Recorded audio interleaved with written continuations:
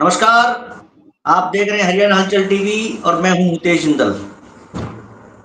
हरियाणा में विधानसभा चुनाव का घमासान तेजी से चल रहा है और अब बिल्कुल आखिरी मोमेंट पर ये चुनाव आ गया है।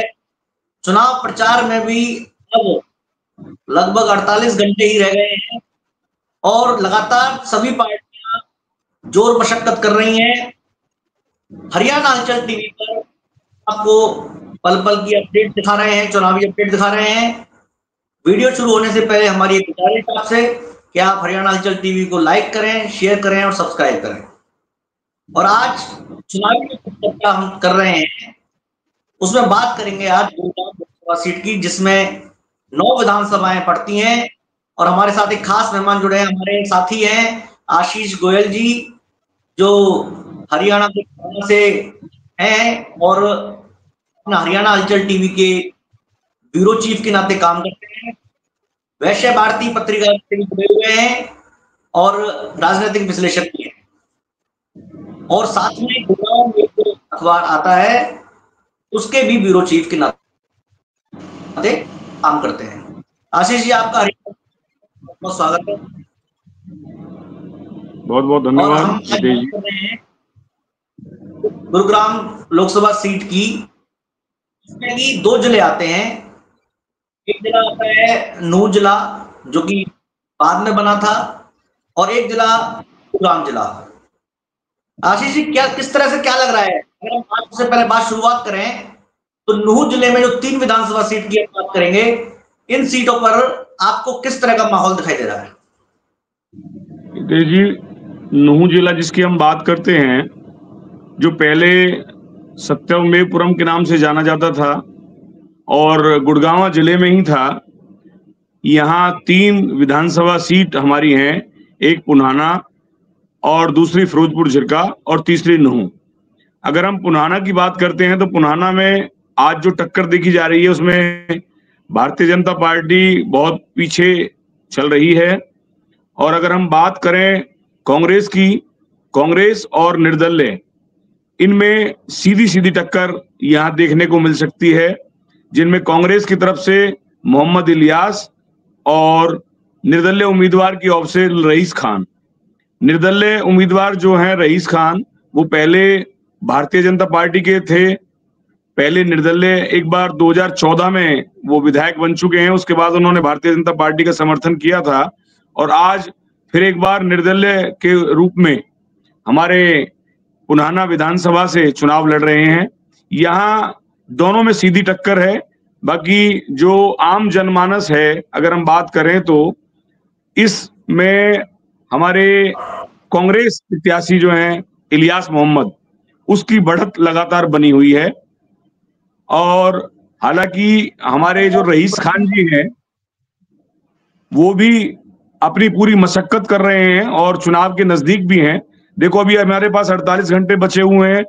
चुनाव तो कुछ ही चंद घंटों में बदल जाता है, बाकी फिर भी इन दोनों में बड़ी फाइट है।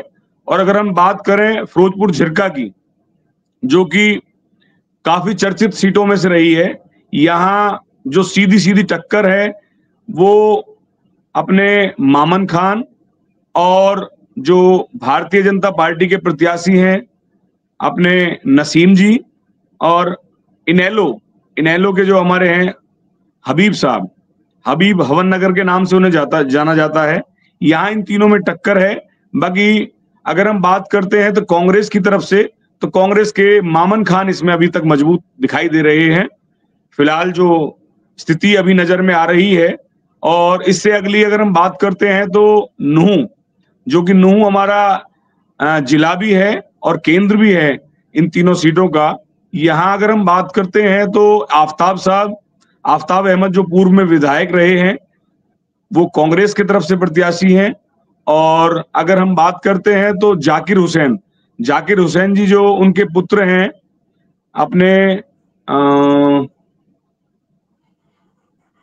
उनके पुत्र लगातार चुनावी दंगल में हैं और उन्होंने इनेलो की टिकट से हैं। ये दोनों ही उम्मीदवार बड़ी टक्कर पे हैं और आमने सामने टक्कर है। वैसे भारतीय जनता पार्टी के संजय जी भी इसमें भारतीय जनता पार्टी की तरफ से चुनाव लड़ रहे हैं। कुंवर संजय सिंह जो मूल रूप से उजीने गांव के रहने वाले हैं। बाकी ये भी चुनाव में पिछड़ते हुए दिखाई दे रहे हैं और दोनों उम्मीदवार इनेलो प्रत्याशी और कांग्रेस प्रत्याशी की यहाँ टक्कर दिखाई दे रही है। और इससे आगे अगर हम चलते हैं तो सोहना प्रत्याशी हमारे आशीष जी, हम रोकना चाहेंगे आप। तो पहले हम जो आपने बताया 3 विधानसभा सीटों का थोड़ा सा एक लवोलवाब विश्लेषण कर लेते हैं। जैसा कि आपने बताया कि पुराना विधानसभा सीट, तो पुराना विधानसभा सीट पर जिस तरह से आपने बताया कि लग रहा है कि मोहम्मद इलियास यहाँ से एक बार फिर जनता उन पर भरोसा कर सकती है और वहां से विधायक चुन सकते हैं। भारतीय जनता पार्टी की पुराना में इतनी खराब पोजीशन कैसे हो गई है? भारतीय जनता पार्टी की खराब पोजीशन होने का मुख्य कारण, हम भारतीय जनता पार्टी की बात यहाँ से थी, बीते चुनावों में नौक्षम चौधरी यहां से थी, जिन्होंने काफी अच्छी हम अगर बात करें तो वोटें यहां से ली थी और तीसरे नंबर पर वो रही थी। उसका कारण था कि जो नौक्षम चौधरी हैं वो वैसे तो मूल रूप से पेमा की थी, बाकी बाहर पढ़ी लिखी थी, बाकी पूरी उन्होंने मेहनत की थी। परंतु इस बार जो दिख रहा है भारतीय जनता पार्टी के जो कार्यकर्ता हैं वो बिल्कुल भी लगनशील नहीं है। चाहे हम बीते चुनावों में लोकसभा की तो बात करें तो वहां भी वो कार्यरत ठीक ठाक से नहीं थे। केवल जो जनता का मानना है वो ये है कि वोट लेते हैं और भूल जाते हैं। यहाँ तक कि एक इन्होंने अपना गढ़ माना हुआ है, जो शहरी मतदाता है उनकी ओर ध्यान नहीं देते और काफी सारी समस्याएं शहर को देखने के लिए मिल रही हैं। तो इस बार जो रुख है शहर का भी, वो भारतीय जनता पार्टी से अलग दिखाई दे रहा है और वो काफी नाराजगी है भारतीय जनता पार्टी के प्रति उनकी। हम कह सकते हैं कि जो वोट नौक्षम चौधरी ने पहले ली थी वहां तक पहुंचना इस बार भारतीय जनता पार्टी के लिए मुश्किल ही नहीं, बहुत मुश्किल होगा। देखो फिर भी चुनाव है, काफी मेहनत वो भी कर रहे हैं एजाज साहब भी, बाकी ये बहुत दिख रहा है कि वहां तक नहीं पहुंच पाएंगे। आशीष जी, जिस तरह से आपने भारतीय जनता पार्टी के प्रत्याशी की जो पोजीशन है वो बताई कि किस तरह से वो मैदान में बिल्कुल फिसड्डी नजर आ रहे हैं, लेकिन यहां पर एक बात जानने योग्य है, क्या भारतीय जनता पार्टी ने भी विधानसभा की स्थिति देखे मेवात में, तो क्या भारतीय जनता पार्टी नहीं कर रही है? क्योंकि अगर लग रहा था भारतीय जनता पार्टी को कि उनका जो मुस्लिम प्रत्याशी है वो मुकाबले में नहीं आ पाएगा, तो क्या बीजेपी हिंदू पर दांव लगा सकती थी? मैं दोबारा बोलेंगे अगर क्वेश्चन हितेश जी? मैं जानना चाहूंगा कि भारतीय जनता पार्टी के प्रत्याशी की जिस तरह से आपने पोजीशन बताई और वो मैदान में पिछड़ते हुए नजर आ रहे हैं, काफी ज्यादा पिछड़ते हुए नजर आ रहे हैं, तो क्या ये भी माना जाए कि बीजेपी ने पुराना में भी और मेवात में बीजेपी मुस्लिम तुष्टिकरण कर रही है, क्योंकि बीजेपी हिंदू भी बीजेपी से छिटक रहे हैं। क्या बीजेपी ने अगर हिंदू पर दाव लगाया होता तो क्या भारतीय जनता पार्टी की पोजीशन आज बेटर होती? ऐसा हितेश जी, अगर हिंदू पर लगाया जाता तो हमारा मानना ये था कि जैसे हमारे पुन्हाना विधानसभा से हिंदू प्रत्याशी के रूप में यादराम गर्ग जी जो कि टिकट मांग रहे थे, उनको नहीं दी गई टिकट। इसकी भी एक नाराजगी का कारण है, परंतु इनमें जो मेन समस्या का कारण है वो भारतीय जनता पार्टी का ये है कि उन्होंने अपने जो कोर वोटर हैं उनकी ओर भी ध्यान नहीं दिया। जो सबसे बड़ी समस्या है कि वो जो कोर वोटर है वो उनसे दूर भाग रहे हैं, जबकि वो चाहते हैं कि वो मोदी जी की सरकार बने और मोदी जी के लिए और नायब सिंह के लिए वो एक तरीके से देखा जाए तो पॉजिटिव हैं, परंतु वो कार्यकर्ता जो मूल रूप से कार्यकर्ता हैं, वो जो उनके पदाधिकारी हैं उनसे कहीं ना कहीं नाराज हैं और उनकी कार्यशैली से नाराज हैं। तो कहीं ना कहीं बीजेपी ने ये माना जाए कि पुराना में विकास की भी अनदेखी की है। बीजेपी यहाँ 10 साल तक सत्ता में रही हरियाणा में, लेकिन पुराना की सड़कों की बात करें तो वो भी खराब है। पुराना में जिस तरह से व्यापारी है वो खासे नाराज बीजेपी से दिखाई दिए, और उसके बाद भी भारतीय जनता पार्टी का सहारा लेते हुए मुस्लिम प्रत्याशी पर दाव लगाया, जानते हुए भी कि एजाज खान जो प्रत्याशी हैं वो मैदान छोड़कर भाग सकते हैं। और ऐसा ही हो रहा है कि किस तरह से भारतीय जनता पार्टी के जो प्रत्याशी हैं वो पिछड़ते हुए नजर आ रहे हैं। तो दूसरी हम बात करें, मान लिया नूह की बात करें, नूह में संजय सिंह क्यों पीछे चल रहे हैं, वो क्या कारण है? अगर नूह की हम बात करते हैं तो नूह में संजय सिंह जी का भी पीछे पिछड़ने का कारण ये है कि अभी तक जो संजय सिंह जी रहे हैं, संजय सिंह जी ने अभी तक सोहना देखा है, उससे पहले मेवात देखा है। तो अगर मेवात के लोग कहीं ना कहीं उनसे मिले या रूबरू हुए तो वो मेवात को पूरी तरह भूल गए, और आज उनको फिर पार्टी ने एक बार मेवात की जिम्मेवारी दी, तो उससे भी नाराजगी है। और ये भी कहीं ना कहीं कार्यकर्ताओं में माना जा रहा है कि संजय साहब जब इनको मतलब विधायक बनाया गया और उसके बाद मंत्री बनाया गया, तो कहीं ना कहीं इन्होंने भी कार्यकर्ताओं की अनदेखी की है और ध्यान नहीं दिया। यहाँ तक की है कि लोगों की समस्या यहाँ तक भी है कि संजय जी फोन नहीं उठाते थे, बात नहीं करते थे, तो उसका भी खासा प्रभाव भारतीय जनता पार्टी पे पड़ा है। क्योंकि भारतीय जनता पार्टी मूल रूप से अगर हम कहें तो वो कार्यकर्ता की पार्टी है और कार्यकर्ता के मान सम्मान के लिए तत्पर रहती है। परंतु अब ये सारी चीज देखी जा रही है कि कार्यकर्ता की अगर हम बात करते हैं तो कार्यकर्ता लगातार भारतीय जनता पार्टी का बिखर रहा है और वो टूट रहा है।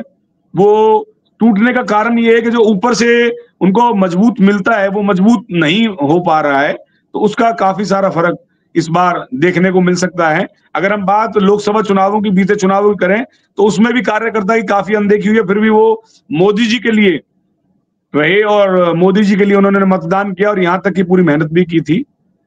कार्यकर्ता की काफी अनदेखी हुई है, जिस बिल्कुल आप बिल्कुल सही बात कर रहे हैं। बीजेपी में मेवात से ही नहीं, पूरे हरियाणा प्रदेश में जिस तरह से कार्यकर्ता बीजेपी से नाराज हैं, और उससे लग रहा है कि पूरे हरियाणा में भारतीय जनता पार्टी को कार्यकर्ताओं की नाराजगी का खामियाजा भुगतना पड़ेगा।